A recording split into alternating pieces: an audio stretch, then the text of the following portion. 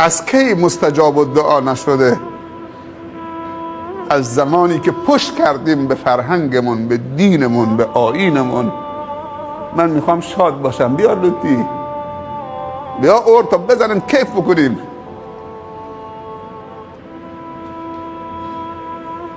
هم در شادی و هم در غم. اگر مؤمنی در روز جمعه اهل قبله باشه، اهل تقوا باشه، اهل خدا باشه، در شب جمعه یا روز جمعه بمیره، دفن نبو بمیره. حالا دفنش هم شنبه باشه جای خودش، ولی اگر در شب جمعه یا روز جمعه بمیرد از عذاب قبر در امانه.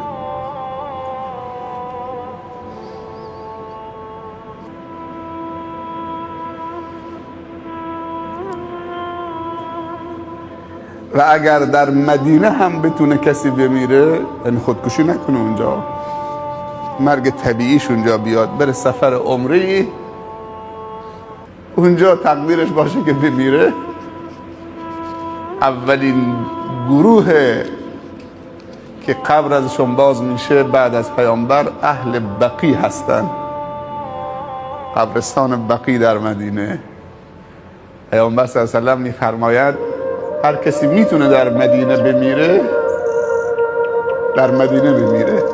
یعنی از خدا بخواهد که اگر میخواهی اجلم را برسانی طوری باشه که من تو مدینه باشم. حضرت عمر رضی الله عنه دعا میکرد خدایا شهادت در راه خودت و دفن و مرگ در شهر پیامبرت. یکی میگفت یا امیر المومنین هیچ دعایی است، میگه شهادت خب باید شمشیر برداره برید بیرون، بعدم میگه مرگ در شهر پیامبرت. گفت شما چی میدونی؟ حالا من خودم میدونم چی دارم میگم. سبحان الله. تو محراب پیامبر در شهر پیامبر ایستاده بود، از پشت خنجر زرتشتی و مجوسی خورد. تو محراب ایستاده بود. وقتی که ضربه خورد کسی رو فرستاد، گفت نگاه کن کی به من ضربه زده. گفتن یک مجوسی فارسی ابو لولو. گفت الحمدلله که از خودم و از مسلمان ها کسی این کار رو نکرد. الحمدلله به آرزوم رسیدم. بعد فهمید که این خنجر دولب بود و زهرآلود و شهادتش در همین ضربه است. دعاش مستجاب شده. پسرش عبدالله رو فرستاد پیش ام المؤمنین عایشه رضی الله عنها.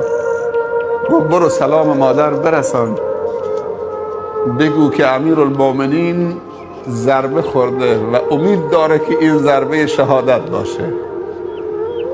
یه خواهشی از شما داره مادر، این حجره و اتاقی که هست مال شماست.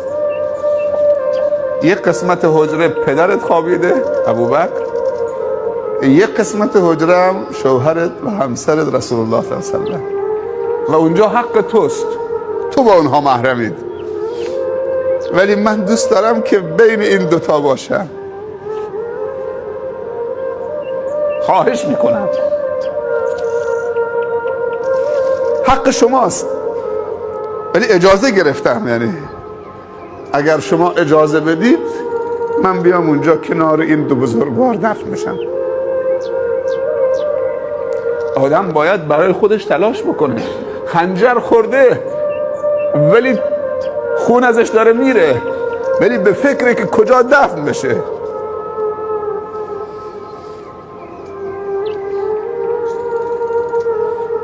آخر ام المؤمنین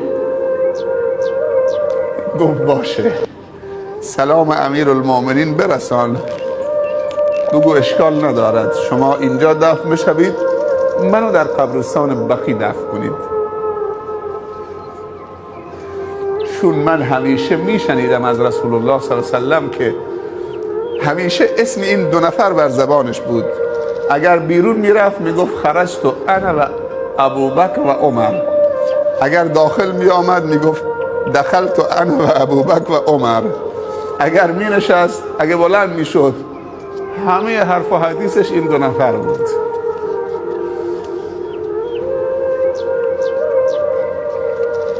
اما اون سه جمله‌ای که باید برای صاحب تعزیه بگید، پس 3 تا جمله باید خود اون مصیبت دیده بگه. چی شد؟ انا لله و انا الیه راجعون، اللهم اجرنی فی مصیبتی واخلف لی خیرا منها. به فارسی هم بگید. 3 تا جمله باید کسی که برای تعزیه میره به مصیبت دیده بگه. اعظم الله اجرکم، خدا اجر شما را بزرگ قرار بده، به شرطی که صبر کنید. و احسن عزاءکم، هم دعاست و هم تذکره. و عزاداری شما را حسن، زیبا، نیکو، به گفته خودمون جون قرار داد. چه دعای زیباییه. و احسن عزاءکم، تعزیه شما تعزیه خوبی باشه. و غفر لمیتکم، دلشون هم به دست میاره، خدا میت شما را غریق رحمت و مغفرت کند. ما هم این 3 جمله رو به این بازماندگان عزیزمون تقدیم میکنیم. اعظم الله اجرکم و احسن عزاءکم و غفر لمیتکم. بگید آمین. جمله وسطی الان مشکل ساز شده. احسن عزاءکم، همینطوری که در شادیمون فرهنگمون برباد رفته، اصالتمون از دست رفته، فرهنگ بی تقوایی و بی عفتی تو عروسی ها حاکم شده، تو عزاداری ها هم فرهنگ بی سنتی حاکم شده. همش مندرآوردی و سلیقه شخصی است. یکی میاد میگه مادرت یا پدرت مثل کوله خشک، ما تو سرو میشنویم، مثل کوله خشک زی خاک شد، نه ختمی، نه خیراتی، نه پلوی، نه چیزی به مردم شده، مثل کوله خشک شد زی خاک، دست خوش تکون برگشته. هر کسی پدرش مادرش دوست داره، زورش میاد که اینطوری بهش بگن اگر شده بره 5 میلیون تومان قرض بگیره پلو به مردم بده، که کسی نگه مادرشو مثل کوله خوش زیر خاک زد. دیگه حرف خدا و رسول خدا براش مهم نیست که آیا این عزاداری طبق سنت خدا و رسول خداست یا نه. عزیزی در محله ما فوت کرده بود. سنته که همسایه ها غذا ببرن، این 3 روز خانواده میت دست به سفید و سیاه نزنه، اصلا آتش روشن نکنن، بنشینن صبحانه، نهار، شام. همسایه ها حتی اگر صاحب میت و مصیبت میلیونر باشه، بحث میلیونیر نیست، بحث همدردی است که این 3 روز اینها داغدارن، عزادارن، ناراحتن، مشکل دارن. ما باید بریم اونجا چه سفره بندازیم، غذا براشون تهیه بکنیم، سفره بکشیم جلوشون، ظرفای نشسته هم بر بگردونیم خانه بشوریم. حالا مهمانی از راه دور قوم و خویشاش آمدن اشکال نداره، ولی کل شهر اونجا جمع بشن که پلو خوریست خیلی اشکال داره. خب ما گفتیم که 1 روزش هم ما سهم ما بدید بیاریم. وقتی که بردیم اونجا روز جمعه بود، تحویل دادیم، برگشتیم، یکی از بچه هایی که حالا اونجا بود میگه تا دیگ آوردن داخل، یه زنی بلند شد سر دیگ باز کرد، اون طرف سر اون دیگ باز کرد، اون طرف نگاه کرد، این غذاست که آوردن، دسر که نداره، نوشابه و ماست اینا، سبزی که نداره، فلان که نداره. سبحان الله. چطوری دندونش تیز کرده، زن همسایه آمده نشسته، چطوری از دلت در میاد که بگی نوشابهش کجاست؟ برای تو نیاوردم، برای این داغ دیده ها آوردن. پس سبزیش کجاست؟ پس لیموش کجاست؟ شیعه و سنی الان تو باطلاق گیر کردن، تو 3 تا اسراف: اسراف عروسی، اسراف عزاداری، اسراف حج. پول حج 2 میلیونه، سوغاتیش 10 میلیونه. طرف آب زمزم جلوش گذاشتی با خرمای مدینه، بازم امید داره وقتی در اتاق باز میشه یه پلاستیکی. درسته یا نه؟ آب زمزم بهش دادید، خرمای مدینه، ماء زمزم لما شرب له، آب زمزم به هر نیتی که بنوشی، به نیت پاکی، طهارت، به نیت شفا. آب زمزم خورده، خرمای عجوای مدینه هم خورده، فرا نشسته.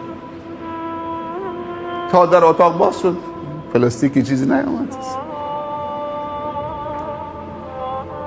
طرف 2 تا گاو خریده بود، چند تا کوچ، میگفت هنوزم تمام نمیشه. دیگه کوچ میارن، گاو گوساله من دیدم تو فرودگاه بندر عباس، باور بکنه. آمدن استقبال حاجی، همونجا خون میکنن. اینم بدونید اگر گوسفندی یا گوسالی یا بوزی جلو پای کسی خون بشه، اگر بسم الله الله اکبرم گفته بشه، خوردن این گوشت حرامه. چون خون و ذبح رو پای کسی، ذبح برای اللهه. اینا فرهنگ دینی ماست. قل ان صلاتی و نسکی و محیای و مماتی لله رب العالمین. جلو پای عروس خون میکنن، روی پای حاجی خون میکنن، هر کدوم یه دوربین، چه ماشین عروس داره میره چه حاجی، همجور بوغ بوغ بوغ. یکی تو پنجره ماشین نشسته، شیشه پایین کشید، اینطوری دوربین رو دسته. یکی از اون طرف، یکی تو بالا نشسته، یکی سرش آورده از شیشه بالا. چیه؟ حاجی رفته که اونجا التماس بکنه خدایا از تقصیراتم در بگذر. این همه سر صدا مال چیه؟ بعدم حاجی برگشته، این کباب و این بساط و هنوز دست و پاش بوی مکه داره میاد. بلافاصله 20 تا قلیون تو خونش چاق کردن که مهمونایی که دارن میان پذیرایی بکنه.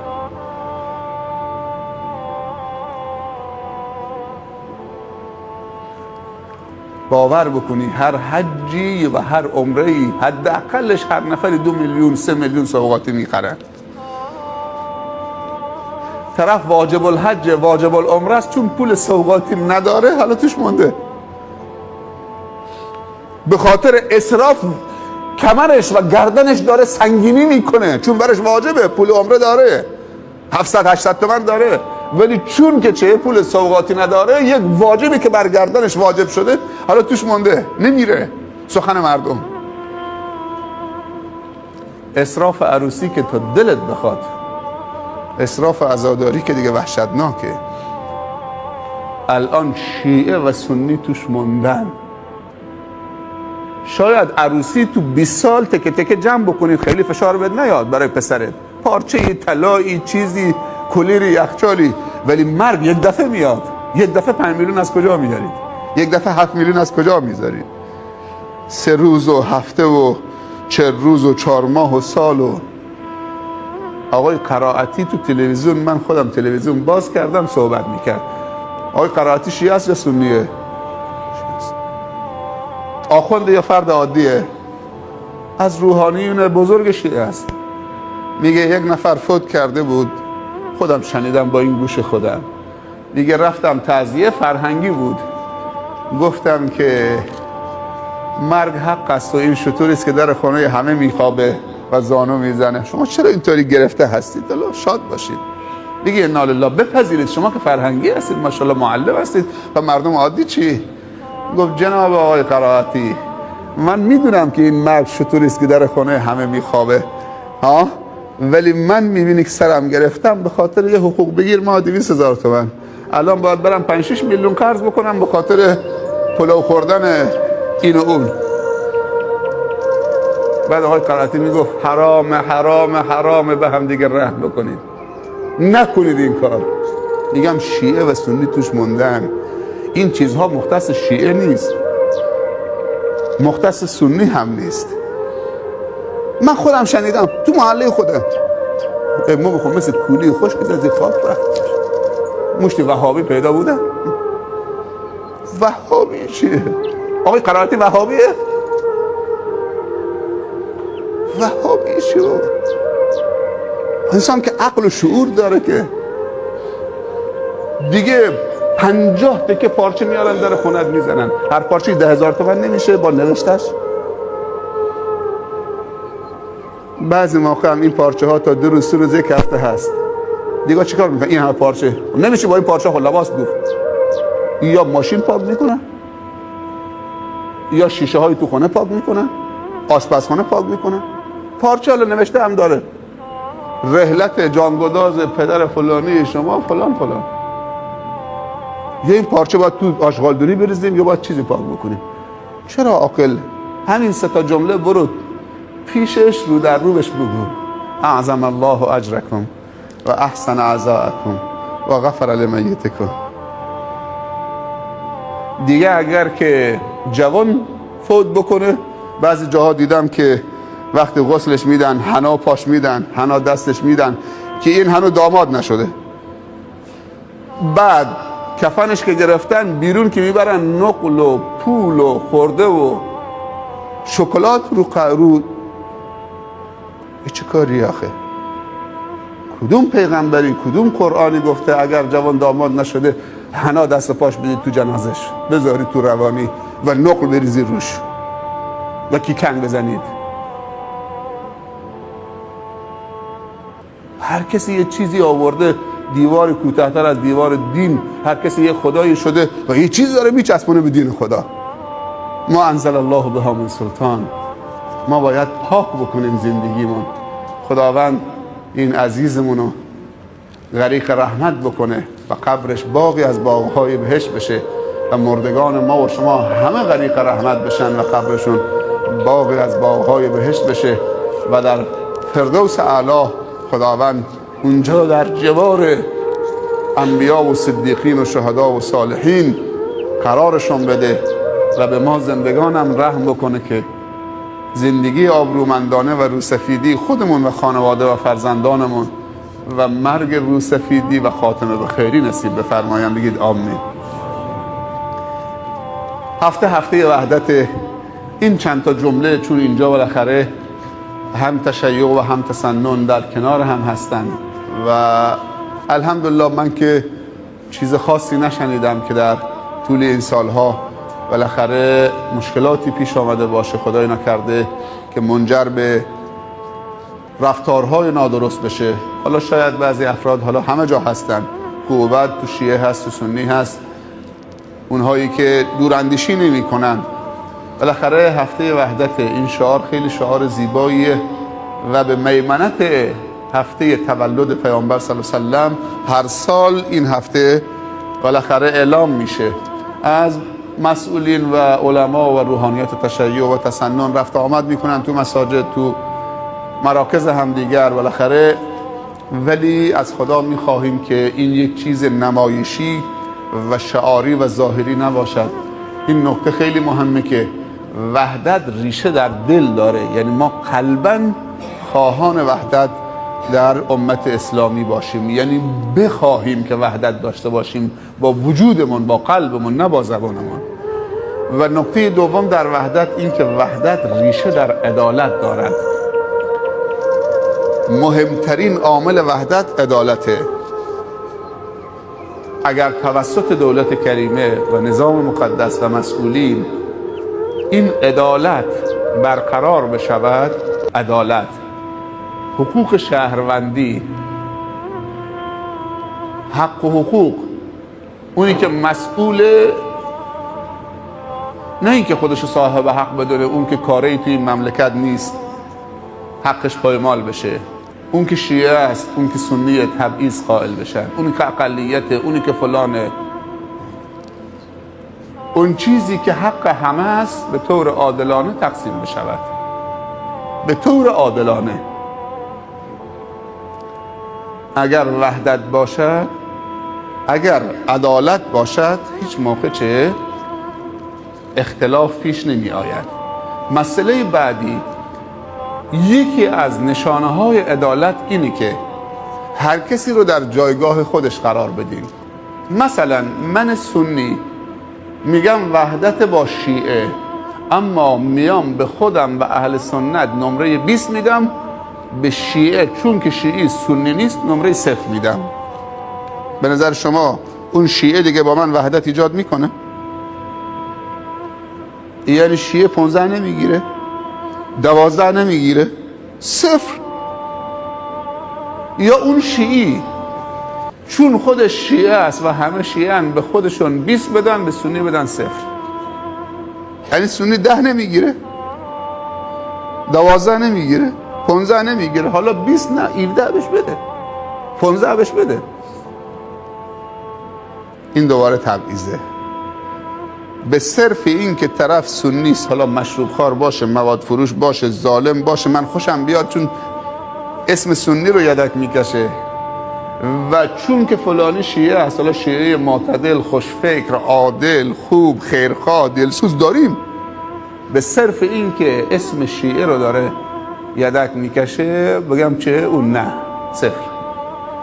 اینطوری نباشه که من از شیعه خوب، معتدل، خیرخواه، دلسوز متنفر باشم چون سنی نیست، و از مشروب خار، تریاک فروش، مواد فروش، مشروب فروش ظالم که جوانای ما رو همه تباه کرده چون که حالا سنیه، خوشم بیاد که سنیه. تو نمره دادن سعی بکنیم که وگرنه مشکل پیش میاد. اگر افراد عادی عامل اختلاف باشن بین شیعه و سنی، بزرگان قوم، علما، ریش‌سفیدای شیعه و سنی گوششون میگیرن، تذکرشون میدن، مشکل حل میشه. ولی اگر مسئولین و بزرگان شیعه و سنی عامل اختلاف باشن چه میشه؟ کی گوششون میگیره؟ باید بزرگان دو طرف از خدا بترسن.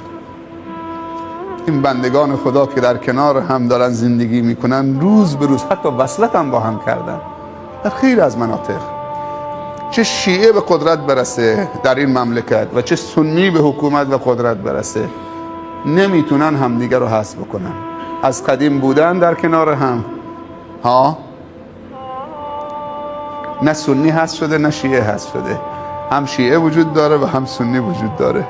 حالا حکومت داره میچرخه، بعضی موقع دست شیعه میفته، بعضی موقع دست سنی افتاده در قبل از دولت‌های صفوی، ولی چه بازم سنی وجود داره، بازم شیعه وجود داره. پس بهترین راه اینه که به فکر حذف همدیگر نباشیم وقتی قدرت میگیریم، بلکه به فکر تعایش باشیم، در کنار هم زندگی بکنیم، آگاه باشیم تا این شعارهای زیبا هفته وحدت واقعا لذت بخش باشه برای ما. و اگر غیر از این باشه و نیتی غیر از این پشت این شعارها باشد، هیچ موقع وحدت تحقق پیدا نمی‌کنه. این صحبت‌ها رو دلسوزانه هم به مسئولین شیعه، به بزرگان شیعه و هم به بزرگان اهل سنت. هفته گذشته من گله‌دار بودم، بخشدار بوده، شهردار بوده، شورا بودن، مردم عادی شیعه تو جلسه بودن، 5-6 هزار نفر همه بودن، در کنار هم دیگه همین صحبت‌ها رو کردن. دیشب تو گروه کردم، تو بلغان کردم، تو لطیفی، تو لار، اطراف لار، هر جای مراسم بوده تو این 1 هفته 10 روز، صادقانه، خالصانه، به خاطر که ما از وجود همدیگه لذت ببریم.